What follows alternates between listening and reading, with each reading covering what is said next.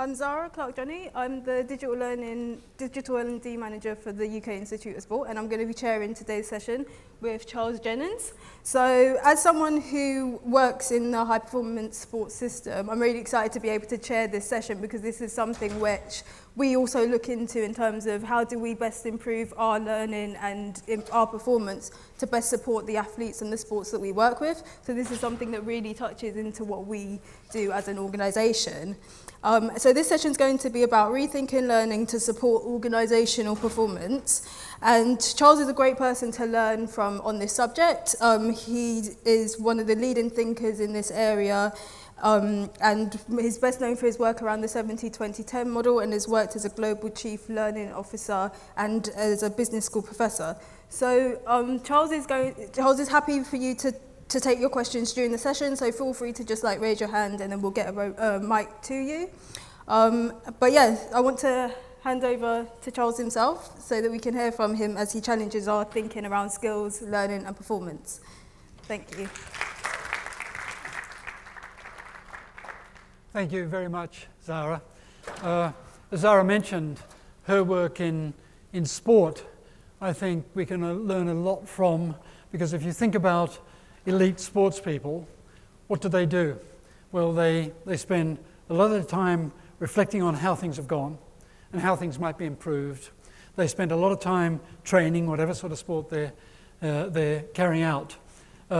And they also need to have what we call match fitness, because you can't just train and train and train and then expect to perform. You need a whole range of other things around that. So, and I think that ties in very closely with what I want to talk about today, which is really around learning and performance. As Zara said, I've had as you can see, I'm not new to this field, or I'm not a young upcoming learning and development person. I've been working in the field for well over 40 years now, initially as a researcher, as an academic researcher, business school professor, then as a chief learning officer. And one of the things I've always been passionate about is that link between learning and performance. And often I think we get dug down into focusing on learning design, on how we do the learning. But learning is just a process. Learning is something that we do, and we can help and support it because performance is the outcome. And if we can't link what we do as learning professionals to positive, significant, measurable outcomes, we're really in a very difficult position because we are not value creators, because we need to be able to show value creation. So what I'd like to do is to take us through thinking about learning and performance, and thinking about particularly about two areas. I want to focus on the opportunities that we have to become value creators beyond simply focusing on skills and beyond just focusing on individuals. Now, I know that within our profession, we often get sort of pulled into focusing on reskilling, upskilling, on skills-focused, skills-based approaches.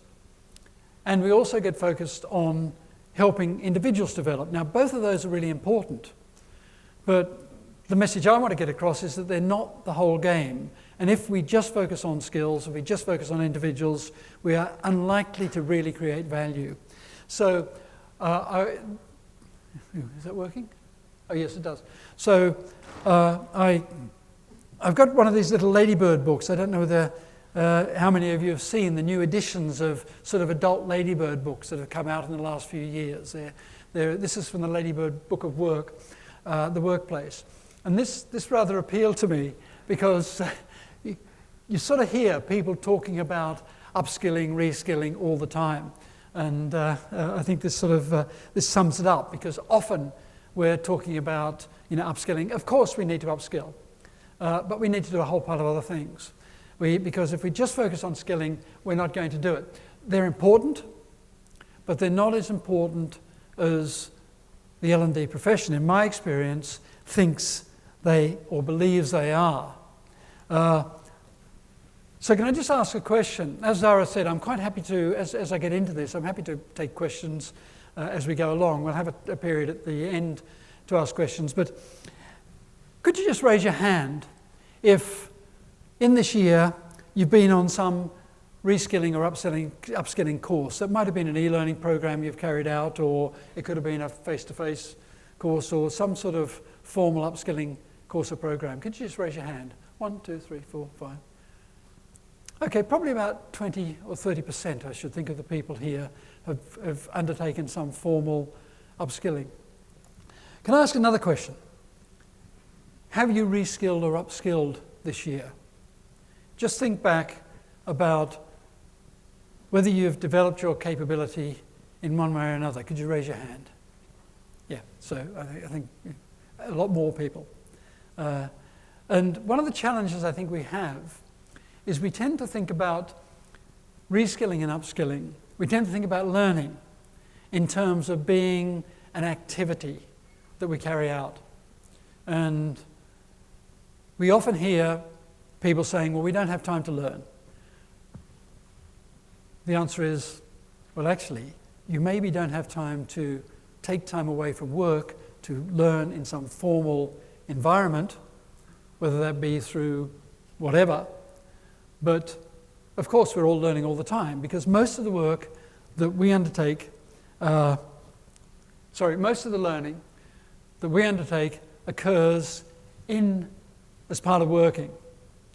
Now I first came across the 70-20-10 framework when I was Chief Learning Officer at Reuters, and the company at the time was spending many tens of millions of pounds, dollars, euros on training.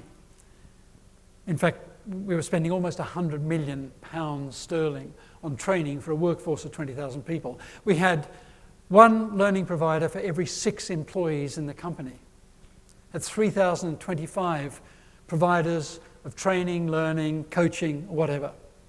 But there was absolutely no focus at that time on how we can help people learn as part of their daily work, how we can bring that performance and that learning close together. And actually, if you look at this figure here, the European Research Centre for Education and the Labour Market, their research shows that around about 96% of the time spent learning actually occurs during the daily flow of work. 4% occurs away from work. And the question to that must be, really? That seems like a strange figure.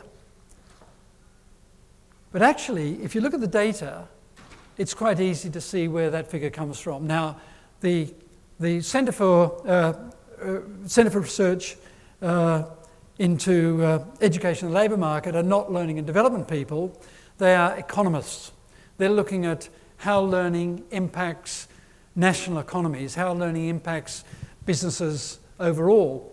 But if you look, for example, at the ATD State of the Industry report, and I don't know whether any of you in your organisations are members of ATD, the Association of Talent Development, a US-based organisation, but global membership.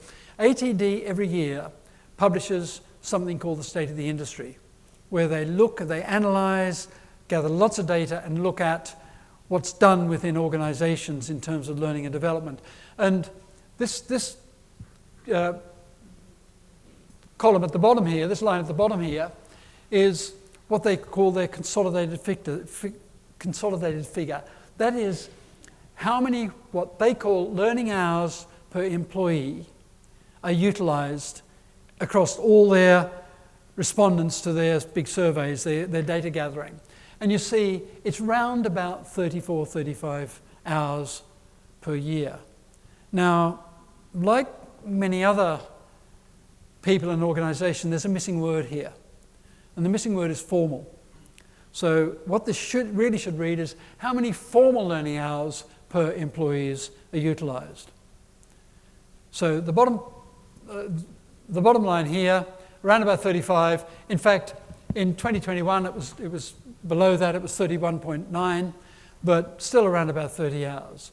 It might be worth interesting in your own organisations thinking about how many formal hours of learning do people in your organisation use. And the top line is the ATD used to gather data on what they call their best organisations. They were organisations that have won award for their focus on learning, and that usually pivots around about 50 hours. In fact, a year or two ago, they stopped doing that, and they simply now report on figures of companies of 10,000 people or more. And again, you can see the figure for 2021 was 40.6. So we have about 35, 45, 50 hours of formal learning a year. And to get to this 96% or this 4% of formal learning in terms of time utilised, if you look at the average annual hours worked per worker, this is the OECD data on the right hand, on your right there, you can see this is per country the average hours, number of hours that people work. And you can see Germany 1349, Denmark 1364, Netherlands 1340, so up it comes. Here we are in the UK, nearly 1,500 hours. So if you just do a simple bit of maths, as our current Prime Minister wants us all to become more maths literate, we do a simple bit of maths and say, okay, let's divide the number of working hours by the number of formal learning hours. And we come up to a figure round about 2 to 4%. So that figure around 95, 96% of learning hours, you can see where it comes from. Now, that's not to say that every hour that we work is an opportunity for learning. In fact, the Centre for Education and the Labour Market has done work there and shown that for white-collar workers, for knowledge workers and so on, it tends to be around about 25, 28% of the time, whereas for blue-collar workers it's slightly less, but not much less. So the point is, if we think about overall learning, the overall learning that we focus in our formal learning is quite relatively small. And it comes to, I think it's sort of explained in this, and Zara, you working in the sporting field would appreciate this. Steve Fairbairn, the man who said this, was a very famous rowing coach. He was an Australian. He came to England just after the First World War. He was the man who started the Oxford-Cambridge boat race, which runs on the river just out here, upstream a bit. And Fairbairn's view around learning was you cannot learn to row. You learn to row by racing. You cannot learn to race by rowing. The point he was trying to make was you can train as much as you like away from the context of work or away from the context where you're going to need to apply that learning, and it won't work. If you're going to produce top performance, you really need to practice, to reflect, to have rich and challenging experiences, to share and talk with other folks. So really you need to work like that. So one of the things I did was Donald Taylor runs an annual sentiment analysis, a global sentiment survey. Can you raise your hand if you contribute to that sentiment survey? Okay, so quite a few people here contribute to that sentiment survey. And the figures that Don released in his sentiment survey this year shows that upskilling, reskilling, skills-based talent management, and are pretty well up the top. I think the top one's dropped a little bit. I think it was 13% last year. It's dropped to 12%. So generally, L&D professionals generally see skilling, upskilling, reskilling as being almost the most important, or the most important thing that they need to deal with. And of course, AI has jumped up the table. So the thing that comes out of this for me in thinking of performance is if we're thinking around and we're putting a lot of our efforts just into skilling, I would raise the question as to whether we're focusing on other things as well, because we know that skilling and skills are only one part of the big picture, and I'm just going to come talk about that in a little while. But what I did with the data that Donald got was, of course, I just put it into ChatGPT to see what its response would be. Now, I know ChatGPT is all the rage at the moment, and everyone's really focused on it. It's certainly going to change the way that we work. if it doesn't change the way that L&D works, L&D is going to become irrelevant, in my view. But I asked ChatGPT the same question, and it showed, as you would expect, things that that technology, that AI influence, such as adaptive personalized learning, AI machine learning, are sitting at the top. Now, bearing in mind, I did this on ChatGPT 3.5, which has got a data set that only runs until September 2021, so it's a bit out of date. But it's sort of interesting that it produced figures that are slightly different to the responses that we've got from the survey that Don ran. The thing that interests me particularly was that things such as creating a continuous learning culture or a culture of continuous improvement become further up the scale here than they are. Sorry, no, it's exactly the same. But some of them have bounced up and down quite a bit. So when we think about this, I think that we need to reflect on how we're focusing on skills and what skills do for us. And Denny's not here, is she? No, Denny Johnson is here speaking at the conference here from Red Thread Research in the States. They've carried out a lot of research on skilling, and I think this is something that Danny has said, is that the challenge that they see in the upskilling and the skilling world is that people have been approaching this from the role-based, granular pieces of ability wrapped around taxonomy, i.e. the job family, and the job family has skills, and the job family doesn't have those skills, and so on. So they've come from a point of view of creating a job family, a set of job families, job role matrix, skills matrix, out of that skills taxonomy, and out we go from there. Whereas actually we need to organise and think from the other way around. We need to organise the people around the work rather than the work around the people. Let me explain it in a little more tangible way. There's a paper I wrote last year with a man called David Broadhurst, who runs an organisation in Australia called CodeSafe that focuses. David's not a learning person. He runs a business focused on safety in the construction industry, in large-scale construction, called Beyond the Skills Obsession, exploring the challenge around doing things or focusing on things other than skills, and what we call workers described versus workers performed. Because a lot of the challenges we have is we develop skills, we certify people with skills, then they go out and work, and actually the work that they need to do as described in the training or whatever we've done isn't actually the work that's needed to be performed in the workplace. So we have this. So traditionally, building individual skills and capabilities in L&D, the traditional base camp for L&D is around how do we create our solutions. They might be learning pathways, could be all sorts of frameworks in terms of building skills and individual capabilities. So what I want to do is just ask you another question. What percentage of your own teams are focused on building individual skills and capabilities? Is it less than 25%, more than 25 to 50, 50 to 75, or more than? So can you just think for a minute about which quadrant you'd put your teams in? So who would say in their organisation they're focused in terms of individual skills and capability development? Less than 25% of your team's work is in that. Two people.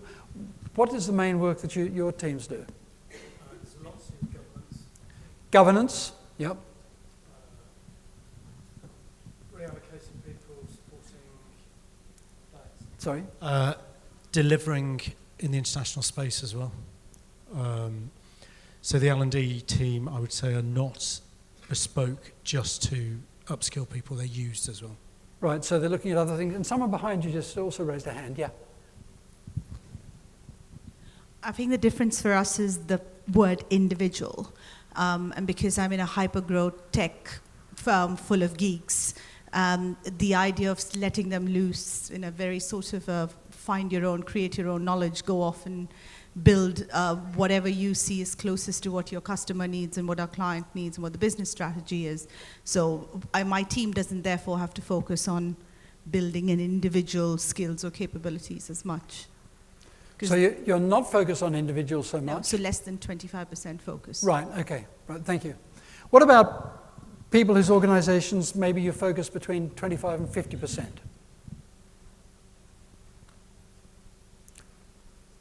What about 50 to 75%? And what about more than 75%? There's quite a few hands haven't come up, but more than 75%. So can I ask you at the front? Sorry, can we get a microphone? I'm sorry to run you around. So what sort of approaches do you take when you're working in this area in terms of building your skills? Why do you spend so much time? Yeah, so I'm in sales enablement. So everything we focus on is how do we help, if you like, the sales agent's boat go faster. We've got about 30, 35 sales agents, and new product, again in the tech industry, constant new product, constant new approaches, targets are changing. So it's always about how do we develop their skills, instructor-led training, computer-based training, everything is around how do we improve their performance. So our team is purely focused on that. And how do you work? So you say sales enablement, and focusing on upskilling and reskilling people for sales. Selling the products, for selling the product. And how closely do you work with other bits of the organisation in terms of maintaining the right tools and the right processes and all those sorts of things? Do you get involved in that at all or not? Yeah, 100%. So we have to. So with products, for example, I would normally be the filter between the product team and then the sales agents. I would take all the training, make sure I understand it fully, and then put together the training program for the sales agents. And then we do a lot of follow-up after we train them, look at performance, look at sales figures of that, retrain where we need to. Okay. And how do you measure that? How do you measure the impact of the training that you do? Well, it's hard not to measure it purely on sales. Sure, yeah. So, of course, then we really struggle, if you like, to really identify where do we take credit in sales L&D, where does the seller take credit? Yeah. The managers will have had some inspiration in there, I'm sure Yes, they'll sure, claim. yeah. So there's lots of different players in that. Yeah. It's difficult. Yeah, and I think that's a general issue. I know of no organisations that can say absolutely we've had this learning intervention and we have this results, and that result is absolutely due to this learning intervention. Exactly. It's really difficult, and certainly I've done a lot of work where you have to pull up and think about the overall function, the L&D function, how it's having an impact overall, but each individual so it's a challenge. So I want to talk a little bit about linking working capability to performance. How do we know that reskilling and upskilling actually works for us? So how do you measure it to that point? How do you measure the impact of your upskilling work? Is it on individual performance improvement? Is it on organisational performance improvement? Is it on things such as productivity, agility, retention, engagement, or some other way? I mean, you talk about yours is presumably about sales. Absolutely, yeah. How do other people measure the impact of your upskilling work? Who'd like to give me an example of how they're doing it? Yeah.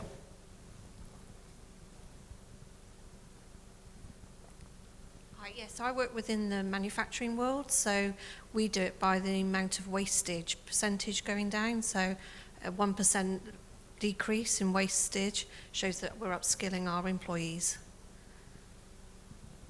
And you work presumably with your colleagues in other bits of the organisation who are making sure that the processes are being followed and that they have clear guidance and that management is doing its job and things like that. Yeah, definitely. Yeah. And it's definitely 70% on the job training versus the 10% formal. Right. Any others? Anyone else like to talk a little bit about how they measure? Someone right at the back there, yeah.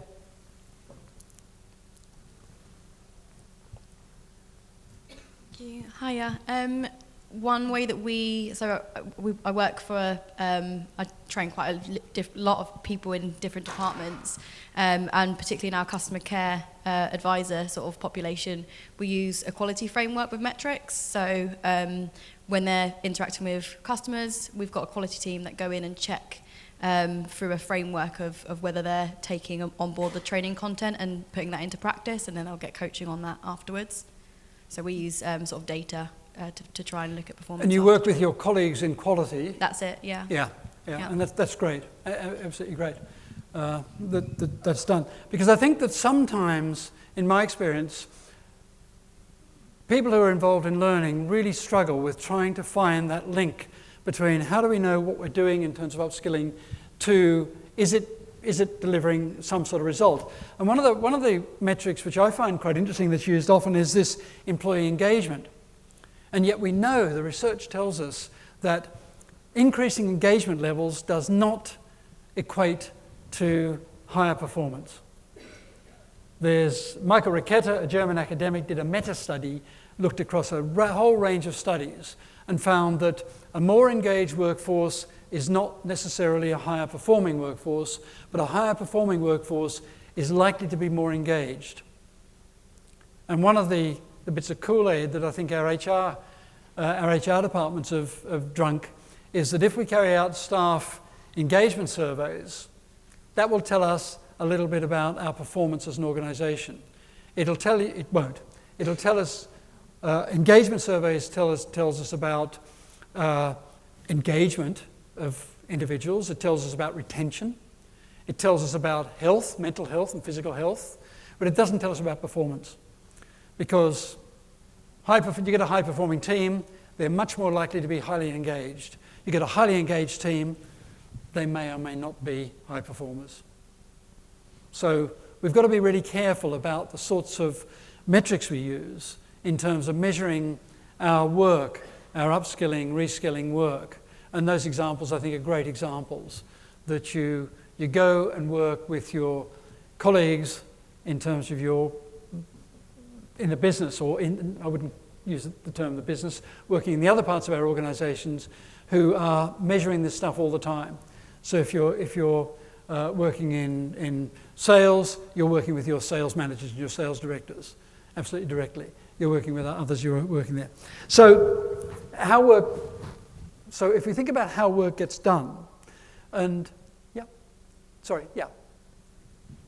Sorry, I was just going to say one of the ways that we tend to do it is by seeing if we can develop some well-formed outcomes with our stakeholders. So in understanding what the problem is that they're trying to fix with upskilling or reskilling, really getting clear on what is it that you're wanting to impact in the form of a well-formed outcome. And once you can then establish that outcome that you're looking for, you can then work with them to understand what measure would show that we've actually impacted that outcome. Again, I think that's a really good point, because well-formed outcomes require a process of performance, of performance analysis and performance consulting to understand what the opportunity or the issue is and what it's going to look like when we get to the end point. Whether it's a problem, what it does look like when it's fixed. If it's an opportunity, what is it going to look like? What's the outcome going to look like there? So that performance consulting is really important. And performance consulting is very different to learning consulting. Learning consulting is finding out the best, what learning needs there are. I believe that training needs analysis has probably put our industry back about 50 years, because the assumption is the end of it is training. Whereas a performance needs analysis is, what do we need people to perform? Let's understand what the outcomes are going to be and work back from there. Yeah? I was going to say about that kind of performance outcome discussion is that sometimes it's not a training issue. Yeah, exactly. Yeah, I'm going to talk a little bit about that, because this is where we start to get into thinking about, okay, how does work get done in our organisations? And Deloitte, and I don't want to beat on Deloitte here, but Deloitte published this statement earlier on the year about skills replacing job as a focal point for matching managers to work, matching workers with work. I would say that's part of the process, but actually it's not the whole part of the process. Because the traditional approach that most learning and development approaches works around this. We have some sort of job role framework, a global job role framework, and we have job roles. Then out of that job roles, we have a competency framework or a set of competency frameworks. Out of that, we then have skills maps. And from that, we then start to develop formal learning solutions, learning pathways, and we work from there. So we will have some formal learning, maybe some social learning, workplace learning, and possibly some sort of performance support on the job. So this is where we're organising work around the people. And this is the standard way that learning and development has worked, certainly in my career, for at least the last 30 or 40 years. So we start there, and we're working in the learning zone. We're thinking of ourselves as being learning professionals, and we're focused in with a learning mindset on producing learning and learning solutions that sometimes touch in the performance zone, sometimes touch into the work context, but often there's a separation. So what we need to do is think about how work actually gets done. And it really gets done the other way around, in that we have a set of organisational objectives. Our organisations have a set of objectives in terms of the strategy that's revised or renewed or reinforced. And from the organisational objectives, then work gets done within a particular environment. And the things that feed into that environment are clarity of process, people knowing what to do, knowing the processes they need to follow, and also the right tools. The process clarity is also partly about management, making sure that you've got support and management clarity in terms of management. Then you have the behaviours, and the behaviours are driven in part by the skills, but also by support, again, leaders and managers, coaching feedback. I was involved in some research when I was at Reuters. Reuters was one of 15 organisations involved in a global study carried out by what is now Gartner, by the Corporate Executive Council. And we identified managers who were seen to be effective and focused at developing and supporting their people in the workplace, and managers who are seen as being ineffectual at supporting and developing their people in the workplace. And when the researchers got the data from these companies, participating companies, they actually did two gatherings that gathered two sets of data. And they showed in the first set that people who are working with managers who are focused and effective at supporting and helping their people in the workplace, they outperformed the others by 25%. So it's effectively an extra day a week productivity. Their retention rates were up by 40%. Their ability to continue to work in difficult circumstances, such as downturns, mergers, acquisitions, and so on, were increased by about 8.5%. The second time the data was run, those people who were working for managers who were focused and effective at developing and supporting them in the workplace was 27%. So there's plenty of research that shows that having managers who are supporting, providing the tools, coaching, feedback, and so on, really has a big impact. So once you get through the behaviours, the whole raison d'etre, the whole reason for work, is to execute tasks. So we have a set of tasks that we all need to do. And so the skills of the performer are only one input for delivering high quality output. And performance skills are actually irrelevant if the rest of the system isn't aligned. So if we don't have clarity of process, if we don't have good leadership, if we're unclear about what we have to do, where we can be as skilled as we can upskill people to the nth degree, and we're going to find challenges there. So the working environment, behaviours, psychological safety, in other words, the input from individuals, managers, leadership, and task ability are the three elements that ensure that work gets done. That's how work gets done. It goes right back to research by people like Tom Gilbert and others who've done this work for years and years, showing that the working environment is really, really critical. And if you get down into it, and I'm sorry this is sort of quite detailed, but if you get down into it and take a human performance improvement approach of Gary Rumler and Alan Braish, who did this work, shows that basically what happens is, what we often find is that we start up here with the organisation, with the strategy, operating plans, and metrics and measures, and then we jump down here into the performer. And so we say, okay, what needs to get done? Let's make sure that everyone's upskilled and ready to work. So we jump down here, and we forget about this layer in here, about the process layer, and we also forget very much about the management layer across here. So it's sort of interesting to me, because often in my work I've been and talked to people in big organisations who say, when I ask them about how does L&D link into making sure that when you're doing your performance consulting, your performance analysis, do you ask questions about what processes do people need to follow in order to do this work? We've got new people joining the company. We're going to provide an onboarding program for them. We're going to upskill them. What do we know about the environment that they're going to work in? How much detail do we have? Do we know what top performers do? I did some consulting work about 18 months ago with a large company based in Houston in Texas. And they had a problem that they felt that was going to be solved by taking a whole mass of 47 standard operating procedures and converting them into video, because people weren't using the standard operating procedures or following the standing operating procedures. And some senior executive in the company said, we turn them into video and everyone will follow them.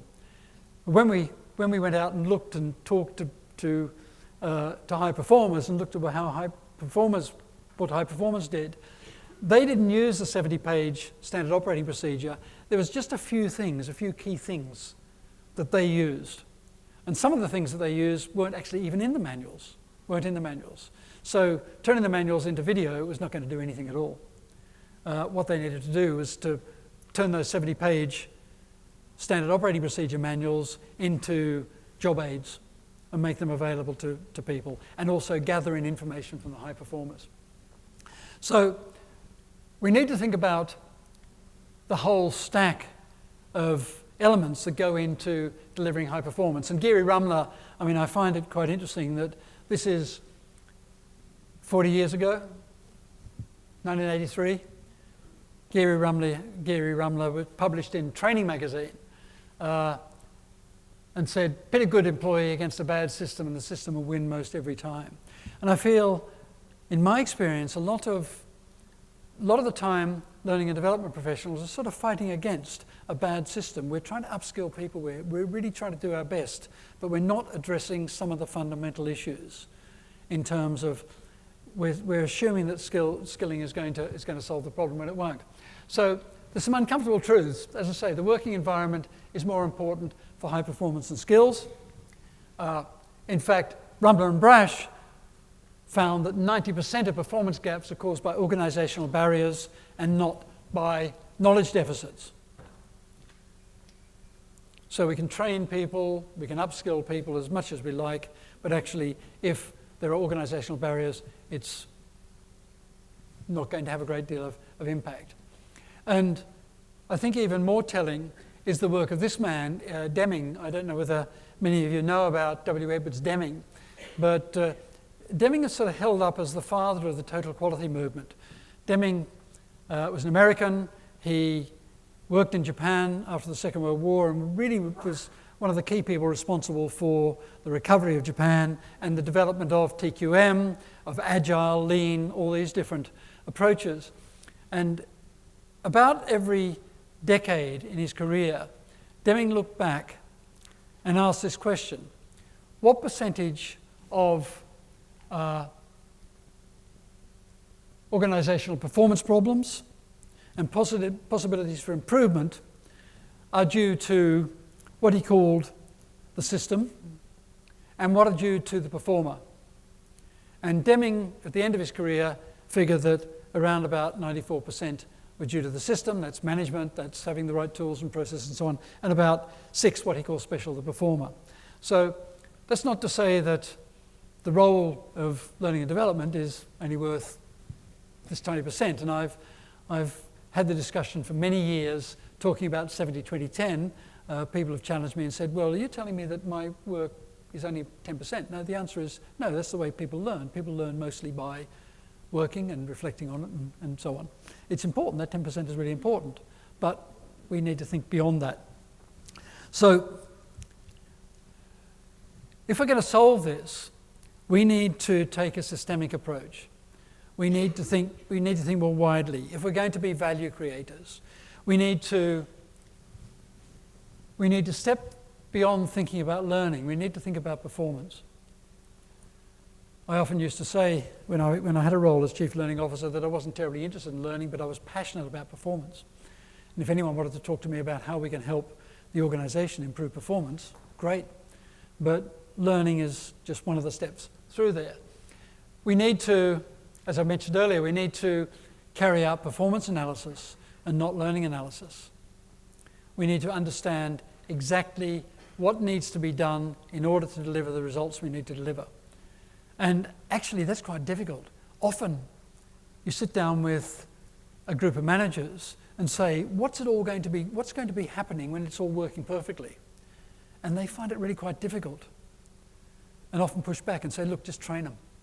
And the answer is, well, we're not going to train them until we understand exactly how you expect things to be working, because then we can start to unpick it, to understand what we need to do. So that performance consulting is really critical. And I would say that's an absolutely critical role for learning and development.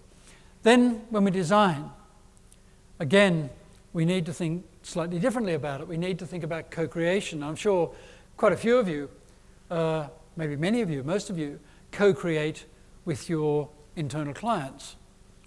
But in the past, L&D used to take orders.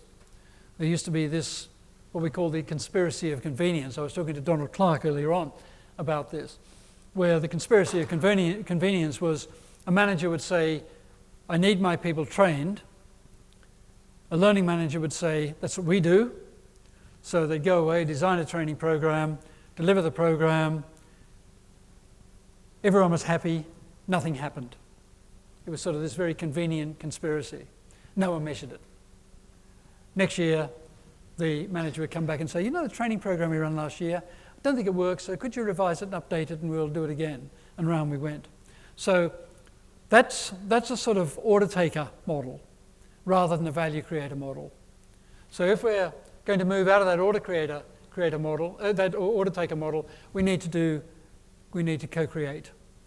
And that involves good performance consulting. It involves sitting down with the stakeholders to understand what it is they're trying to do, what objectives they're working to, and how together you can solve that problem. In my experience, I find that that also gets ownership of the solution. Doesn't sit at L&D, but it sits with the manager, or the managers, the management. And so then everyone owns the problem, and everyone owns the solution. Makes a big difference. Application. We'll integrate solutions as much as we can into the workflow. I'll explain why I would argue that in a minute.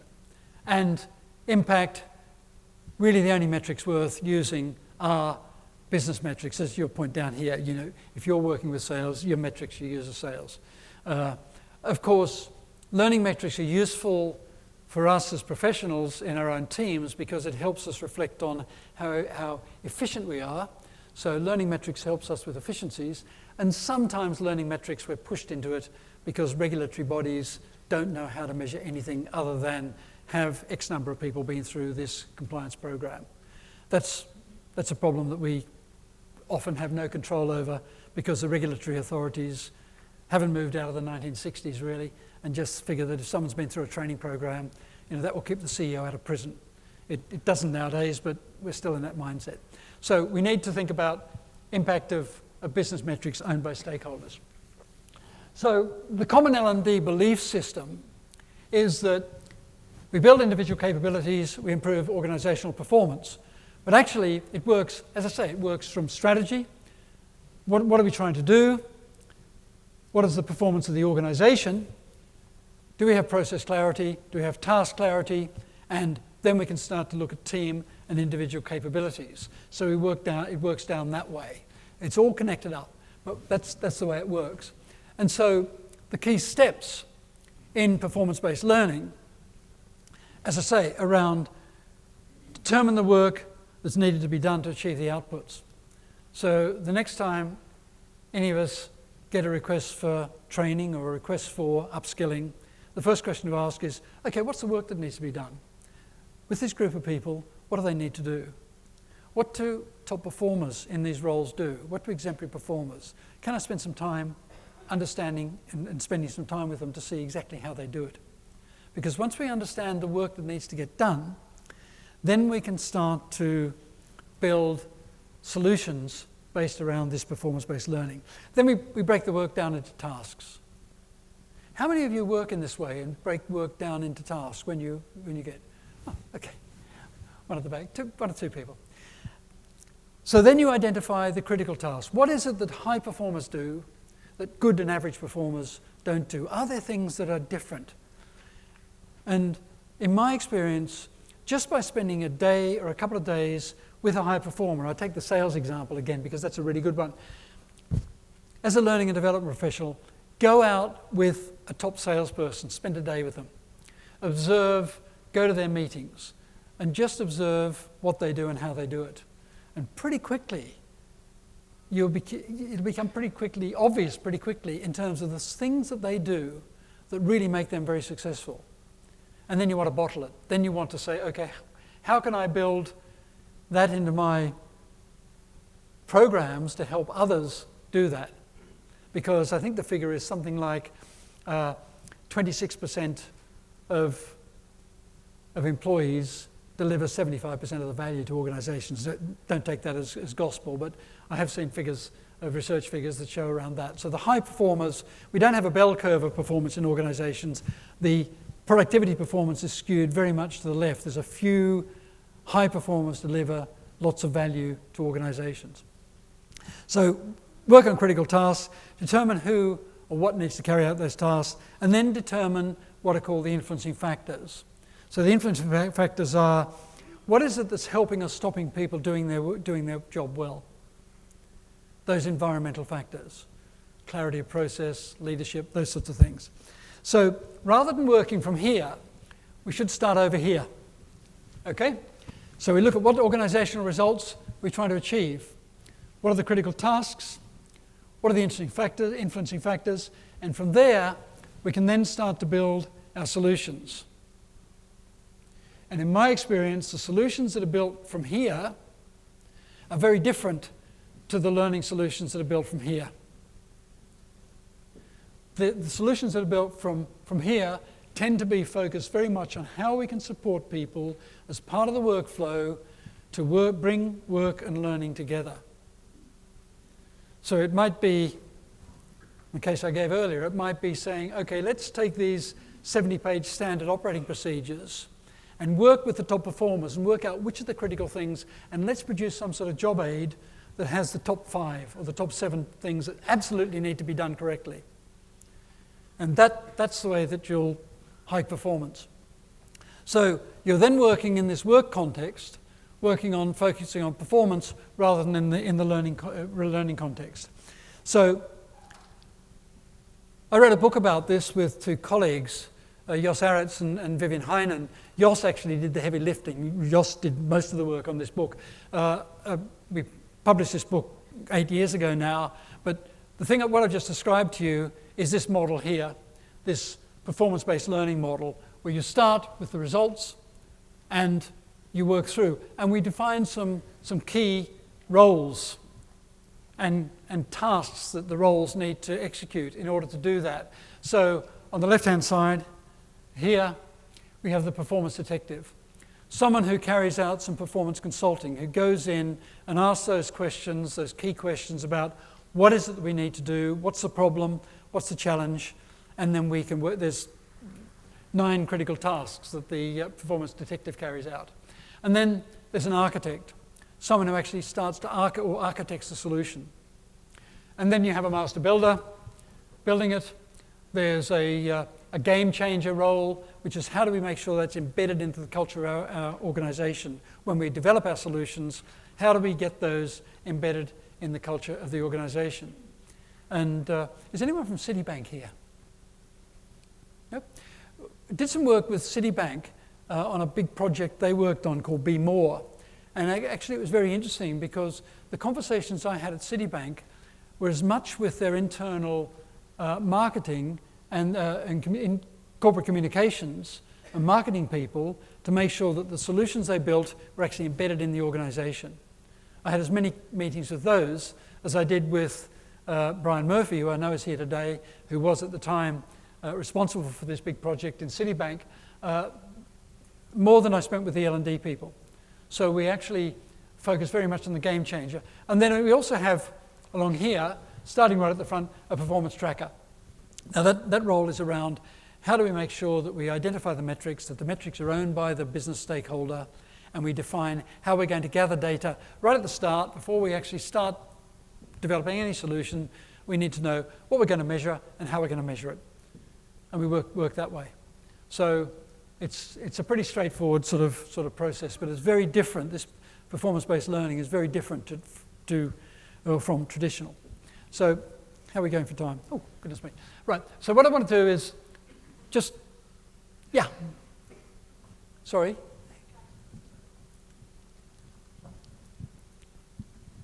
Can I just ask about the environmental influences? So Yeah. what happens with those?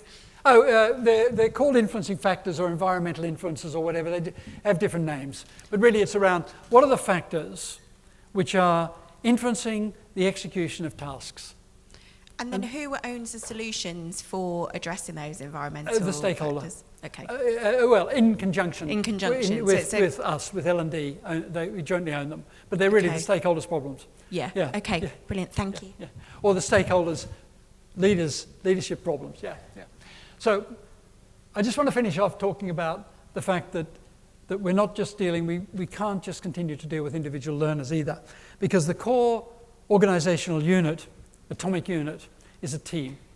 I know of very few people in organisations who achieve their objectives alone and who don't work in a team or in multiple teams.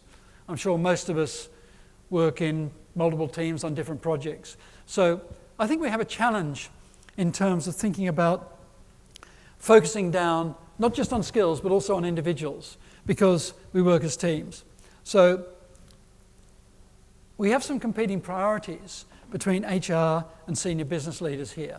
I'm not going to dwell on this because I do want to give a bit of time if there's some questions, but basically the competing priorities as I see them are that on your left here are HR leaders who are focused on individual development. I'm not putting a value overview here. I'm simply saying this seems to be a set of competing priorities, because we need to help and support individuals. But if we just focus on individuals, I think we're going to miss a big trick. So HR leaders tend to be focused on individual development. I'm old enough to know when HR used to be called personnel, and you bring people in, so we recruit individuals. We might recruit a lot of individuals, but we recruit them as individuals. We onboard them. We help them with their career development. We focus on individual behaviours, inclusion, diversity, equality, and so on, and compliance. Whereas senior business leaders, their focus is on their team. They're focusing on functional teams and KPIs. So they're focusing not on they're focusing on quality, on all these things here: quality, process improvement, customer service, agility, speed, innovation. We also have different priorities in that HR is generally focused on competencies, which tend to be quite general, defined in reasonably general terms, because we've started with job families and gone down to job roles, and then we have a set of skills and so on. The competencies that there tend to be quite general. Whereas senior business leaders are not looking for competency, they're looking for expertise.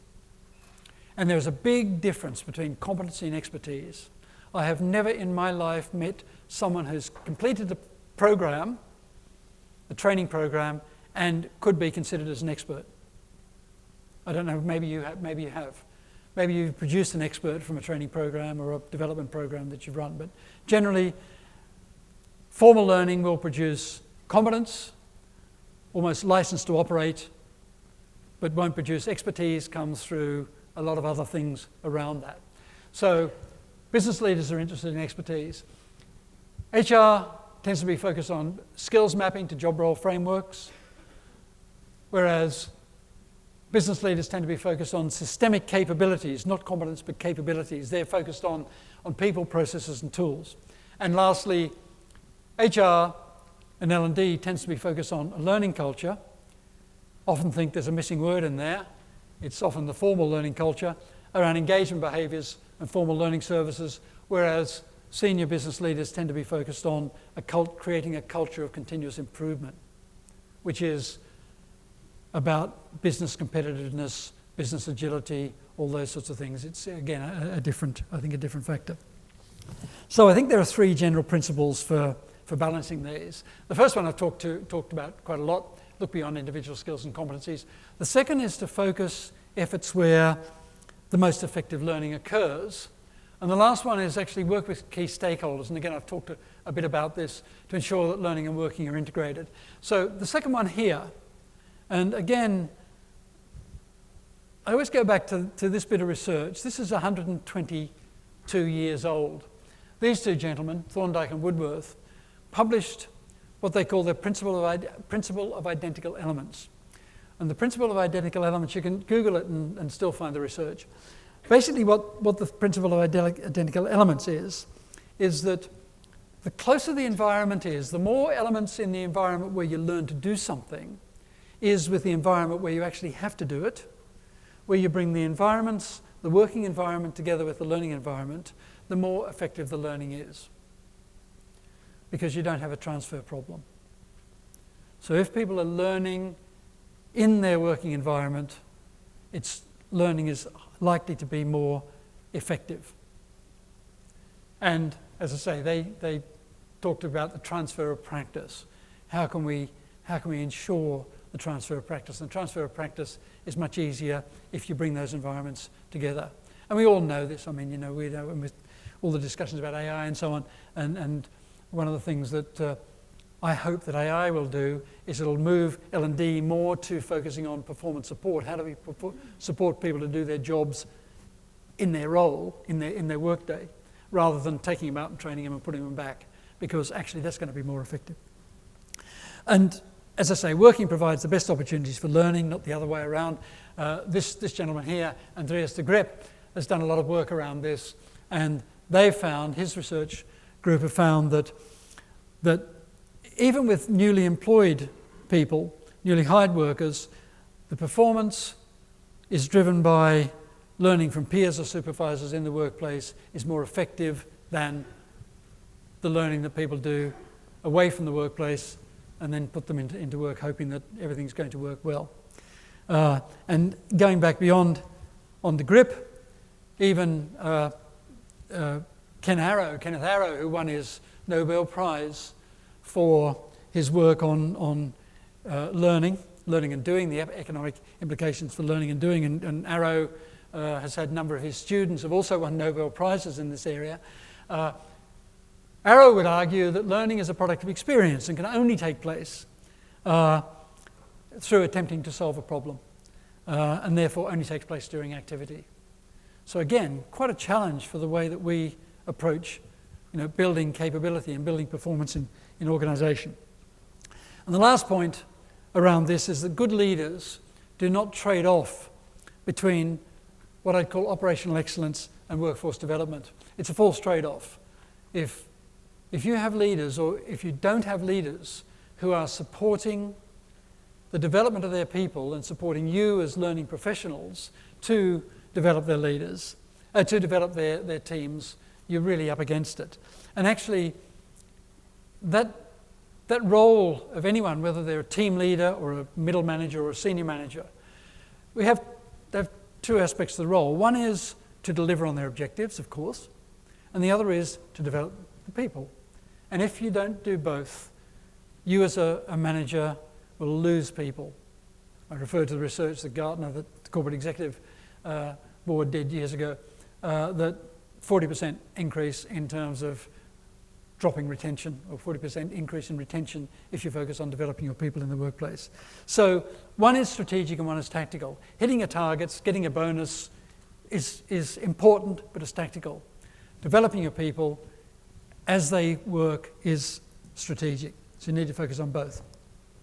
So I'd like to just finish by asking the question, are we as professionals in the business of learning, or are we in the business of performance? Now, I would argue very strongly that we are in the business of performance, not just individual performance. We're in the business of team performance, we're the business of our organisational performance. And to do so, we really have to step above and beyond simply thinking about skilling, upskilling and reskilling, and we need to step up and beyond simply thinking about individual employees, individual people in our organisation. We need to focus on the unit, the atom in organisations which are teams. So thank you very much.